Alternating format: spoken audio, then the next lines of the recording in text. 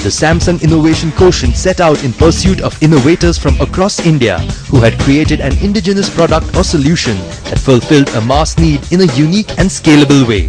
The search focused on solutions or products that had the potential to transform lives and operate in high-impact sectors such as agriculture, education, clean energy, financial inclusion, health, water and sanitation, and technology for development.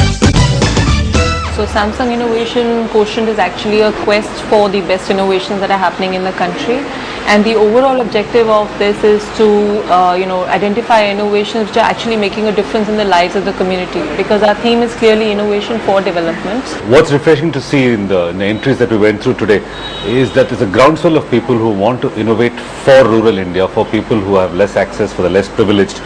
So from ideas in water purification to electricity generation to waste management, to improvement of agricultural processes like planting, reaping, sowing, harvesting of agricultural products, a whole bouquet of ideas we went through today, and a lot of very good ideas which are both innovative in their approach.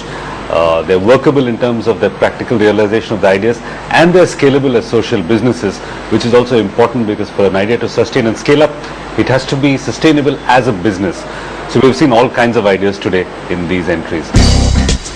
Having received over 300 quality entries from across the length and breadth of the country through multiple platforms, it was now up to the preliminary jury to sift through them and arrive at the top 11.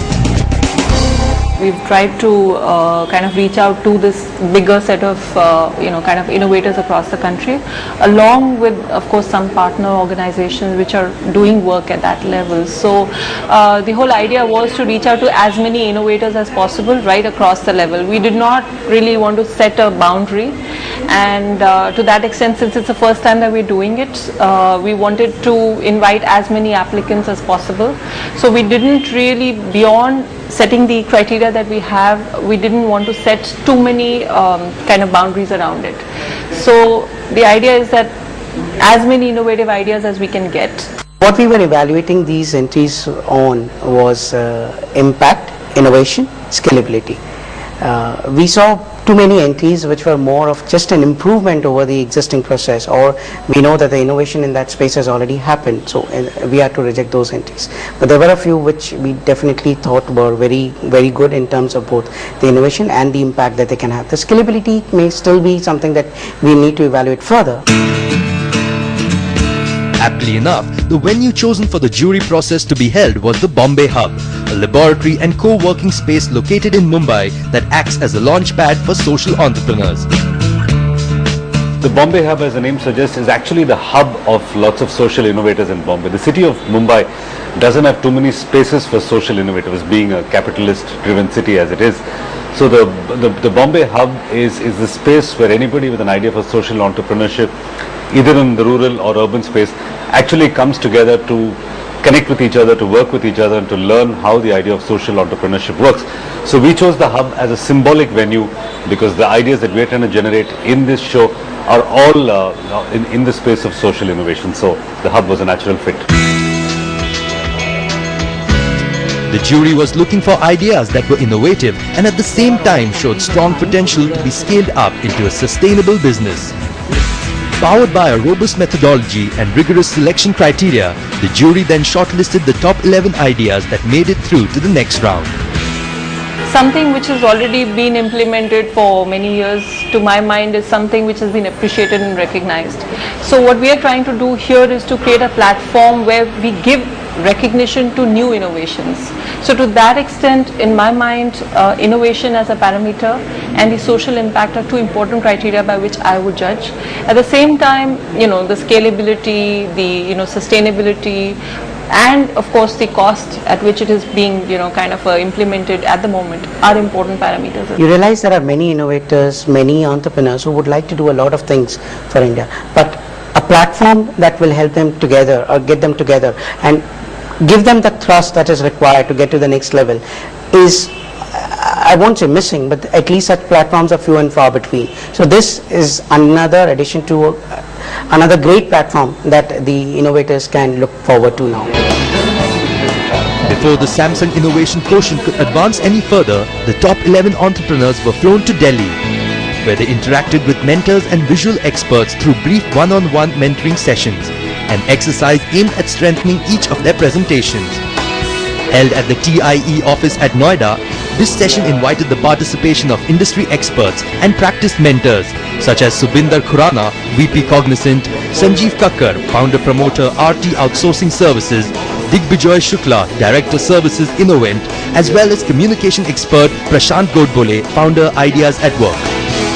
I'm sure there's going to be a lot of question, or a big question, how profitable it can be. Now, the sense I'm getting is, as I talk to you about other applications, you still, in your mind, you're still stuck with railways and steel. So it's not just you, but what is happening with the competition, what kind of promises they are giving, what are their advantage, what is your advantage. So you need to study all that. The energy is stored. Then the energy is translated into the pedal power again, or how is it? Is it motor or what? And with that, it's now time to meet the top 11 entrepreneurs who have made it through to the second round of the Samsung Innovation Quotient. Malesham Chintakandi, the innovator I'm representing today. He hails from Shajipet village of the Nalgonda district of Andhra Pradesh. Now, he comes from a weaver family of Pochampalli sari weaving community. Now, he had to drop out of school at a very early age due to financial constraints, and then he had to set out looking for means of earning a living. So he resorted to follow his family tradition, but then it was during this time that his mother expressed her views about his future. She told that she didn't really want him to take up the family tradition because it caused a lot of suffering and pain in their family. She had been into this profession throughout her life, and she said due to the suffering which she had to see, the process, the innovation which he created, the Lakshmi Asu machine, it automates a stage of the whole weaving process. It's called of the weaving process. It's called the ASU process. It involves a very painstaking and time-taking procedure.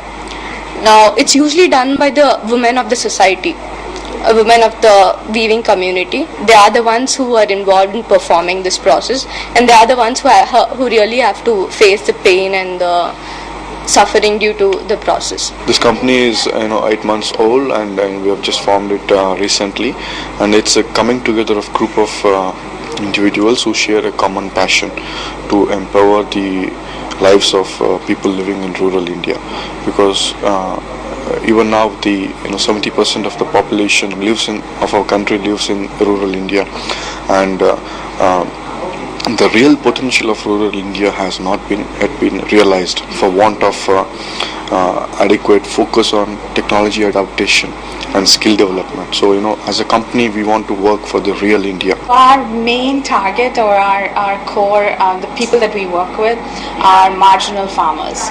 They are marginal tribal farmers, and they live in the tribal regions of India, which is basically, if you draw a line between those Tropic of Cancer and Tropic of Capricorn, you actually come to the space that we are working in. And these are farmers who have an annual income of about 24,000 rupees. They are subsistent farmers, rain-fed. Their life is based on the monsoon. If the monsoon doesn't come, it's completely a risk for them, and they have to then leave and migrate. So the whole objective of the work is to diversify the livelihood of the farmer and give them another option as an income. I used to represent one Indo-Swiss joint venture company that was manufacturing hard-hardened, chemically impregnated boards. Now, this is a very long name. In short, it means toughened cardboard, which can replace wooden boxes for packaging of industrial items like nuts, bolts, and other engineering products. ये जो करुणाकर नाथ जी ने जो 1995 से मतलब एक machine बनाने का सोच रहा है, मशीन इसके लिए बनाने का सोच रहा है कि वो जो फर्नीचर, जो वुड मैनुअल कटिंग मशीन, जो फर्नीचर हाउस में जो भी काम करता है, जो हाथ से जो ब्लेड खींचता है, उसके लिए थोड़ा शरीर का ताकत, फिजिकली प्रॉब्लम, उस चीज़ के लिए सोच समझ के उसने एक मतलब मैनुअल कैसा वुड कटिंग कर सकता है, वो हिसाब से एक मशीन बनाने के लिए सोचा था, और 2002 में उसने मशीन कंप्लीट बना के मतलब उसने काम करने के लिए चालू कर दिया. Even as the name of our company is actually for us, so it's affordable health for me and my community. So the community can be, to begin with, India, and then later on could be a similar community for Africa or Latin America. Southeast Asia, which all have similar problems like what we have. Vijay Bhaskar Reddy Dinnapu, representing Kisan Raja Venture of Infinite Technologies Private Limited. Hydropower generation by slow flow of water. Actually, from 2004, the person, Mr. Balakrishna, started working on this particular project. My system does is basically it stores the momentum. Once the vehicle is running and the brakes are applied, the momentum and the energy is stored basically in a system of springs and gears through mechanics. It is stored there till the person wants to use it. We're here with a product design which is called as a hybrid ventilation system. Basically intended for trains and buses, especially the non-AC coaches. And also a modified version that can go under the building designs too. Onergy, which is a social enterprise dedicated to providing renewable energy solutions to the bottom of the pyramid in rural India. So Onergy was started in 2009, and since then we've expanded within West Bengal, 4 districts, and have reached out to over 10,000 people through our renewable energy solutions. It started with grant, but now we are more in a consultant mode. Right now for the That brings us to the end of this week's episode of the Samsung Innovation Quotient. Do join us next week where the top 11 entrepreneurs present their innovation and gear up to be grilled by the jury.